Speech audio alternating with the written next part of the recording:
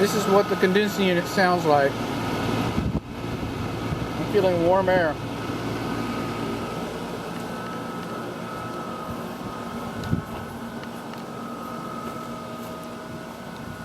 This is the north side of the garage.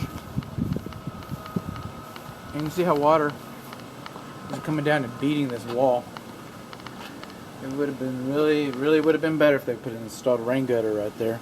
Anybody that walks up during rain, you're just going to get covered with it.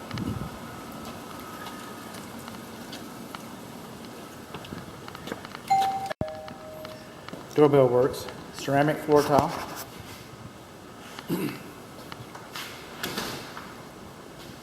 This is the garage door. There's a self-closing spring on it. That's a good thing.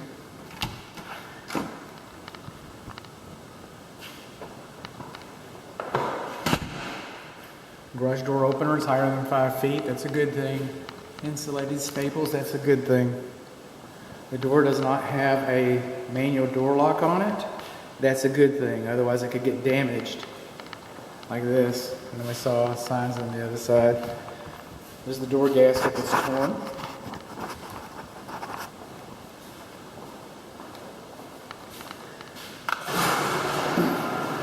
One of the courtesy lights is inoperable.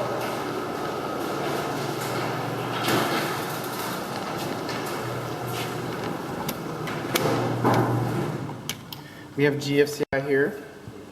We have GFCI over there. And that GFCI controls the exterior.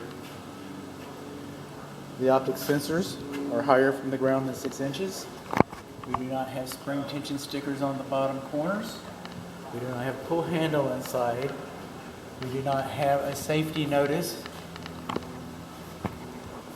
by the door button, nor on the door either. This is the lawn sprinkler system. And it looks like a continuous cable. Okay, they really shouldn't have used the same receptacle as the door opener, but what are you going to do? Haven't seen a weather sensor. I've not seen a weather sensor. And the zones are not labeled. This looks like we're going to find 4 zones. We'll run that in just a few. This is the electric service panel. You got AFCI in the bedrooms. The air conditioner is properly fused.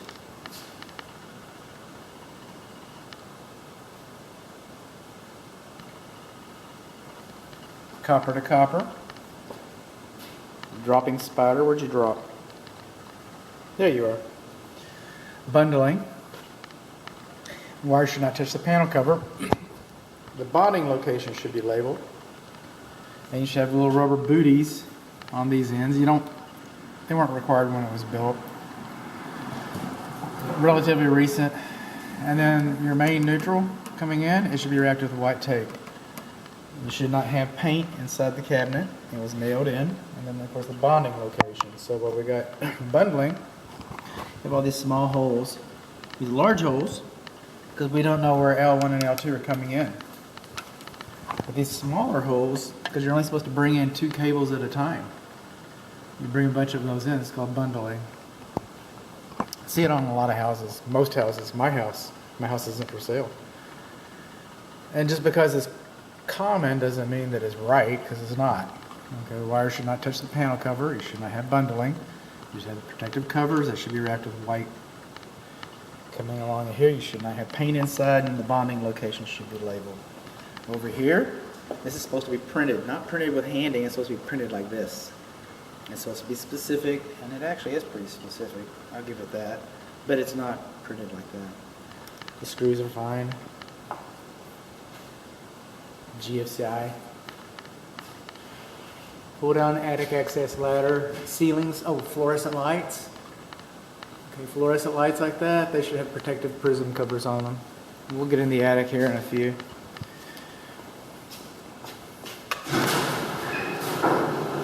That's the noise it makes. That's a safety reverse action. Got a little bit of movement on the interior wall right here, on the garage. That would be the north wall. And we got a little bit of vertical movement and some movement right there on the ceiling. None of that is particularly strange.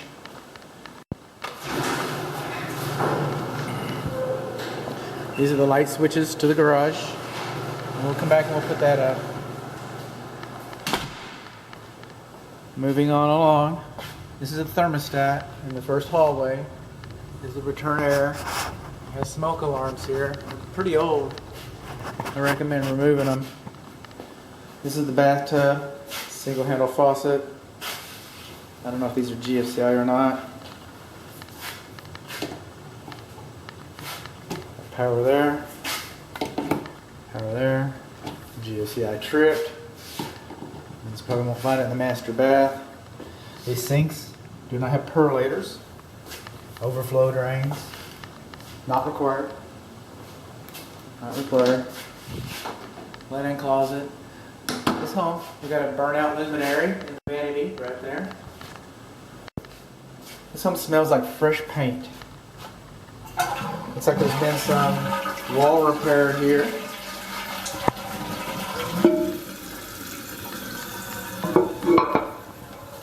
Ceramic floor tile, wooden laminate, vinyl. Coming along, this is the first bedroom. Ceiling fans, doors, carpet, laminate, vinyl, ceramic tile. No one's going to move the window for us. It's the way the home was built. These sliders and these two bedrooms, the first and the second, or the middle. Call it front and middle, first and second. So they're higher than 44 inches. So you might want to put a bed here or a toy chest here or something. If you have a fire, then Granny's going to be hopping mad to get out. And also, fire department, it's going to be difficult for a rescue team to come in through a window that's that high. Again, what are you going to do? High window again, more closets, more fresh paint, fresh paint, fresh paint. Another old smoke alarm. I might not be able to get to that one. I haven't measured the floor yet, the floor height elevation. I will. The house feels pretty level, but we're going to measure it to see how level it is. Antique smoke alarms. Someone's bootlegged a laundry sink in here. This guy's dribbling a little bit. There's the plumbing right there. It's going to be kind of interesting. No escutcheon plates. Escutcheon plates are those little plates that go around the piping. They cost a couple bucks easy. The floor's torn right here. The vinyl's torn. 3-prong electric. It's not GFCI. Vinyl's torn here as well. Getting some other clues. This floor needs to be replaced. Looks like this was a vanity at one time, a sink and a vanity. Probably 2 bedrooms, 2 girls. I don't know. Hot and cold should be labeled. 3-prong electric clothes dryer. Clothes dryer length is not labeled. Got a second attic access. We'll look at all that in the attic section. Moving on along, we're into the great room now. Lots of closet space. Coat rack, game closet. What goes on up there? I got some extra shelving added to utilize the height of the closets. They are tall closets.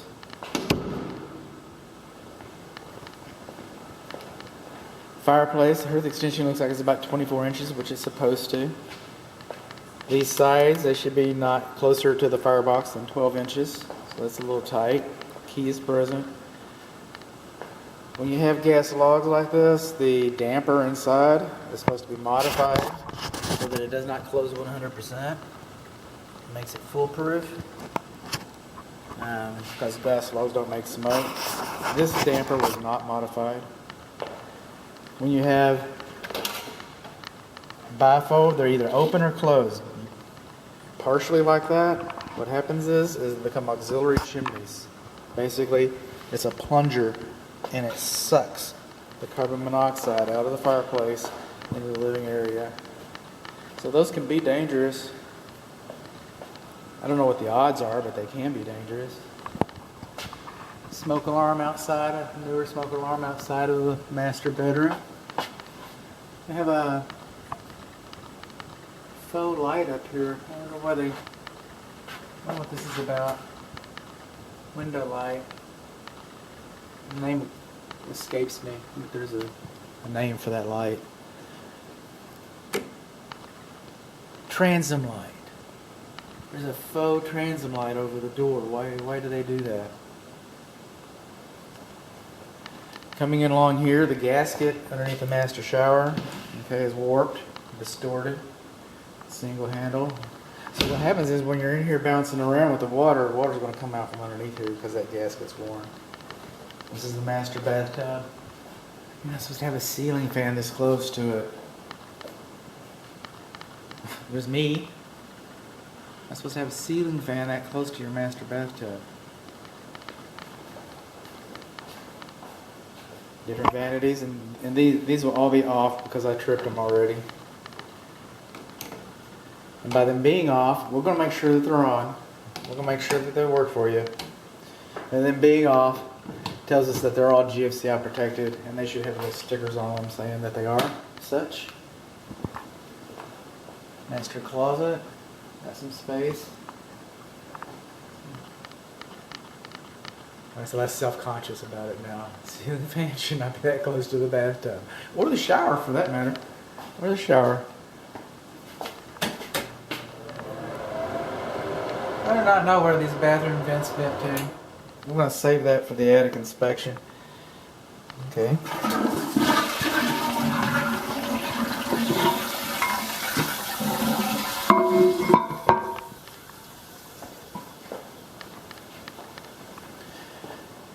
Moving on along. Vaulted ceilings, ceiling fans, windows, double pane metal frame. A little bit of wood rod outside of this door here. Look at that. And then, pretty much a non-event. There's the animal I'm going to use to measure your floor. And we're going to do a moisture reading on this. There's a floor receptacle that needs a cover. At least you have one in case you put a couch here. That's fine. Countertops. More cool tools. I like to brag. Moving on along. This swing around. We'll find something to put in this microwave. The oven, 350. Just a little over 350, 350. That's good. That's good. You turn this thing off. Let it cool off. Cancel. This is your cooktop. I was underneath there, by the way. I took this drawer out. Took a picture. It's wired right. GFCI. Let's see how far we go here.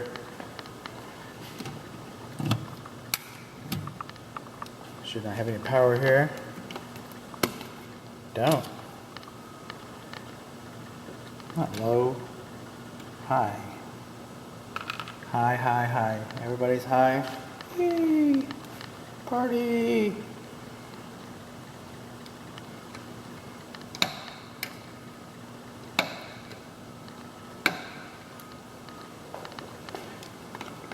You should be off. You should be off. All the countertops should be GFCI protected, and they are. I'll reset this. We know it works because I tripped it already. And we have power. It's the same thing I'm going to go through with the master bathroom. Oh, by the way, there's no GFCI in the laundry. It's supposed to be by today's standards. I'll do all the walls when I do the windows.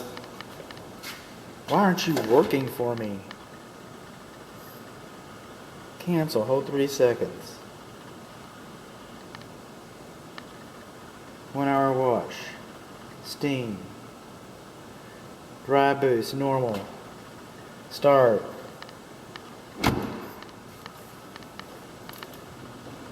Finally. Okay, operator error, that's my middle name. Hang on, I'm gonna drop you. Catch you. It's my special effects section. When they installed these receptacle outlets, these blue boxes in there, when they installed these, they mounted them so that they would stick out and Become flush with the walls. And then you can put the covers on them. But then they came in and put this wall splashback over here. and it stuck it out. And now they don't fit. See that crack right in there? That's the fire blocking's been compromised. They sell these things called extenders. They cost about $2. Goof rings, some people call them. You can call them that. But anyway, they sell those and they slide in there and they make up for that gap. And whoever did this retrofit on these walls didn't do that. And look here, you see those screws? It didn't fit because this receptacle is too far from the box. So the screws that come with it don't fit. So those are sheetrock screws. Those are pointy, sharp sheetrock screws, and they can grab the insulation off of their wire and cause a short. So those are the wrong kind of screws, and you don't have goof rings. And over here, more than you want to know. Okay, over here, this kitchen sink, this is called a foul line. F-O-U-L. That's where all the cooties hide. And the bacteria and the viruses. That's where all that stuff hides. It's supposed to cascade down like this. I've seen probably a dozen of these sinks installed correctly over the years. And I don't see much in my wake. I don't have a very good rear view mirror, but I'm not aware of this ever being, and I'm not telling you not to seek perfection. I would never tell my client not to seek perfection. But I'm not aware of this having ever been addressed. Might have been. Hope so. It's a half horsepower garbage disposal. The dishwasher loop goes up and touches the bottom of the sink. That's what it's supposed to do. Then over here, we're going to go back to the lights. There we go. Okay, they did not use clips to install the sink. They just glued it up there. So you don't want to be dancing in this sink because the manufacturer thinks that you need metal clips holding this. They drilled holes into this granite and it's bolted up nice and tight, and we don't have that here. Then over here, this is good to know. Good to know. The sink used to be over there. And you've got connectors in tandem. 2 connectors in tandem. You shouldn't have 2 connectors in tandem. I don't know how you would correct that because that comes with the sink. That might be alright, I guess. What's not alright is that's your clean out right there. And you can't get to it. You can't get to the clean out. Interesting. Can't get to the clean out. Looks like people have been inspecting this house, but I'm not seeing any signs of treatment. Nobody's acknowledging that they treated the house. It'd be reasonable to assume that a house of this age has been treated for wood-destroying insects at some point. That'd be an assumption. But there's no data to support that. I can't find drill holes. Didn't notice drill holes, I'll put it that way. I wasn't hired to do a termite inspection. That's beyond the scope of this, but I do have that license, so I can talk about it. And I'll talk. Alright, come over here. Hook you up for my demonstration. Reset it, and the lights come on. Yay! How about that? And then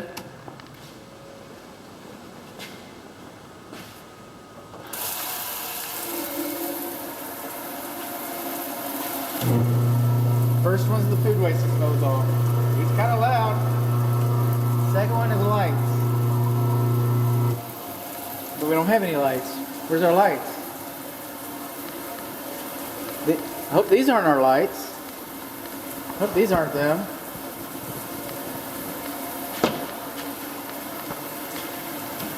I'm not supposed to use the same plug as the refrigerator. It's supposed to be dedicated for a refrigerator, so that'd be the wrong place.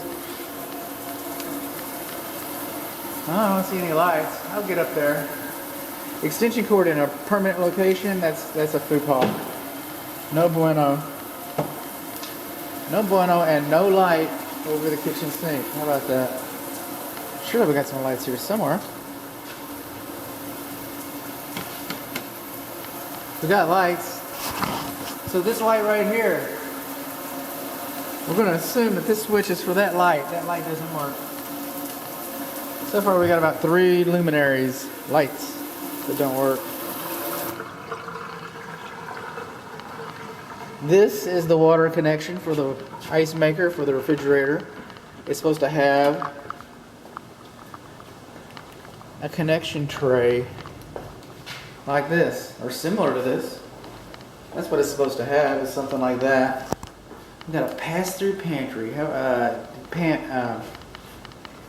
clothes hamper from the master. How sweet is that? But anyway, we're missing that. Coming on along, we're almost through. Hang with me. Hang with me, guys.